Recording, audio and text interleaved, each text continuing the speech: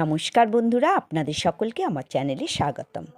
রাম ঠাকুরের কথা বইটি ডক্টর ইন্দুভূষণ বন্দ্যোপাধ্যায়ের লেখা।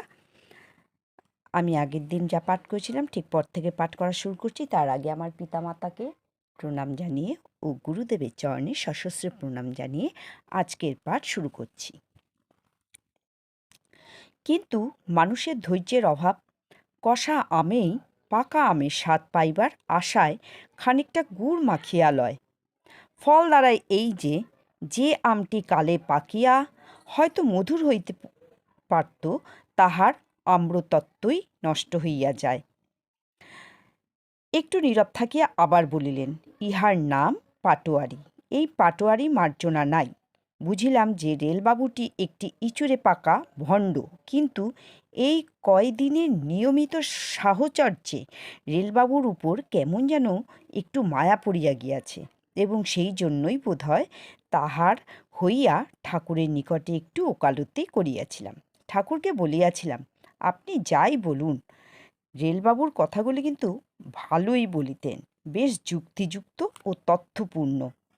উত্তরে ঠাকুর বলিয়াছিলেন, বই পড়া কথা কোনো মূল্যই নাই। ইহার কিছুদিন পরে এক ভদ্রলোকের নিকট রেলবাবুর সম্বন্ধে আরও একটা কথা শুনিয়াছিলাম। তিনি একবার ঢাকাতে ঠাকুরের সঙ্গে সাক্ষাৎ করিতে গিয়াছিলেন। ঠাকুরকে প্রণাম করিয়া উঠিতেই তিনি নাকি রেলবাবুকে বলিয়াছিলেন, আপনি এইখানে? দুইটি মাত্র কথা, কিন্তু ইহাতেই রেলবাবু এতটা বিচলিত হইয়া পড়েন যে তিনি তৎক্ষণাৎ সেখান হইতে চলিয়া গিয়াছিলেন। ঠাকুরের সামান্য দুটো একটা কথা, এমনকি শুধু একটা চাহনির মধ্যে যে কি কঠোর বজ্র লুক্কায়িত থাকিতে পারে, তাহার অনেক উদাহরণ আমার জানা আছে। সুতরাং রেলবাবুর এই আচরণে আশ্চর্য হইবার কিছুই নাই। আশ্চর্য হইয়াছিলাম শুধু এই ভাবিয়া যে কিসের ভরসায় তিনি ঠাকুরের জন্য অপেক্ষা করিতেছিলেন। মনে হয় যেন গোড়া হইতেই তিনি মতলব আটিয়া রাখিয়াছিলেন যে ঠাকুর আসিবার দুই একদিন পূর্বে কোনো একটা অজুহাত দেখাইয়া সরিয়া পড়িবেন। রেলবাবু কথাটা বোধ হয় একটু অতিমাত্রায় দীর্ঘ হইয়া গেল। কেহ কেহ মনে করিতে পারেন যে ইহার কোনো প্রয়োজন ছিল না, কিন্তু এই ব্যাপারটার সহিত একটা গুরুতর বিষয় জড়িত আছে। সেই জন্যই রেলবাবুর কথাটা ভূমিকা হিসাবে একটু বিশদ করিয়া বলিতে হইল। পূর্বেই বলিয়াছি যে রেলবাবু যে আচরণ করিয়া গেলেন, ঠাকুর তাহার আখ্যা দিলেন পাটোয়ারি, এবং এই পাটোয়ারির কোনো কোনো ক্ষেত্রে এমন ভয়াবহ ও উৎকট পরিণতি প্রত্যক্ষ করিয়াছি যে এখানে কথাটার একটা বিস্তৃত আলোচনা সঙ্গত মনে হইতেছে। এক কথায় পাটোয়ারি মানে ভণ্ডামি, নিজের মনের কৃত্রিম ভাব গোপন রাখিয়া কৃত্রিম আচরণ। এই পাটোয়ারি নানা সূত্রে আরম্ভ হইতে পারে। গুরুপদপিষ্ট কর্ম প্রথম দিকে একটু নীরস বলিয়া মনে হয়, এবং কৃত্রিম উপায়ে এই নীরসতার মধ্যে একটু সরসতা আনিবার চেষ্টা হইতে পাটোয়ারি শুরু হইতে পারে। নানা উপায়ে একটা আলগা রসের সৃজন করিয়া তাহাতেই মত্ত হইয়া থাকিতে চায়। ঠাকুর ইহাকেই কষা আমে গুড় মাখা বলিতেন। আমি এক ভদ্রলোককে জানিতাম, যিনি সূর্যোদয়ের পূর্বে তারক ব্রহ্ম নাম করিতে করিতে ঘাটে গিয়া গঙ্গা স্নান করিতেন। কীর্তনে সহজেই মাতিয়া উঠিতেন, নিয়মিত ভগবৎ পাঠে যাইতেন, কিন্তু গুরুপদপিষ্ট কর্ম করিতে হইলেই তাহার মাথায় যেন আকাশ ভাঙিয়া পড়িত। যতদিন যাবৎ আলগা রসে সাধনা করিতে করিতে তাহার এমন অবস্থা দাঁড়াইয়াছিল যে ইষ্টকর্মের কথা তাহার মনে আসিতও না।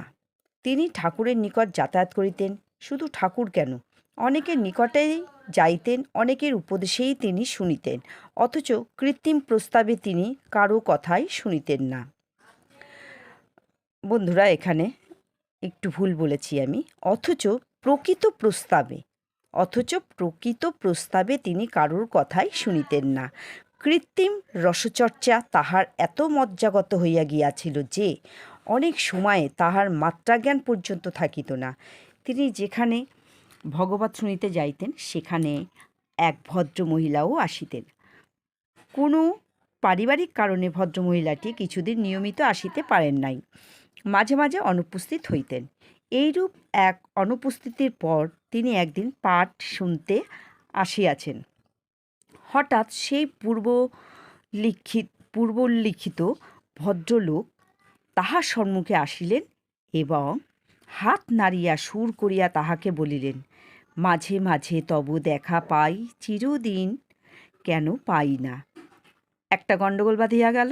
লজ্জায় ও অপমানে ভদ্রমহিলা অত্যন্ত ক্ষুব্ধ হইলেন এবং কেহ কেহ উত্তেজিত হইয়া উঠিল। শেষ পর্যন্ত ভদ্রলোক নিতান্ত বৃদ্ধ বলিয়াই ব্যাপারটা কোনো প্রকারে মিটিয়া গেল। ইনি ভদ্রবংশের সন্তান, চাকরিও নেহাত মন্দ করেন নাই। ভদ্র সমাজে ইহার গতিবিধি, অথচ একটা অসঙ্গত ও অভদ্র আচরণ অনায়াসেই করিয়া ফেলিলেন। ইহার মূলে সেই কৃত্রিম রসচর্চা। ভদ্রলোক যদি জীবনে ধর্মের ধার দিয়াও না যাইতেন, তাহা হইলে তাহার এতটা বিকৃতি নিশ্চয় হইত না। পাটোয়ারি এই ভদ্রলোকের একেবারে মজ্জাগত হইয়া গিয়াছিল। তিনি যে কৃত্রিমতা করিতেছেন, ইহা বুঝিবার সামর্থ্যও তাহার ছিল না। আমি ইহাকে কখনোই রেহাই দিতাম না। নানাভাবে আঘাত করিয়া ইহার একটু চৈতন্য সম্পাদনের চেষ্টা করিতাম, কিন্তু ফল কিছুই হইত না। একবার ঠাকুরের আশ্রিত এক ভদ্রলোকের বাড়িতে মহোৎসবের ব্যবস্থা হইয়াছে। আমি সেই উৎসবে যোগদান করিয়াছিলাম। সন্ধ্যার পরে সেই পাটোয়ারি সেখানে আসিয়া উপস্থিত হইলেন। আসিবা মাত্রই গদগদ কণ্ঠে বলিয়া উঠিলেন, কি আনন্দ, কি আনন্দ! টাকায় কি এ আনন্দ হয়?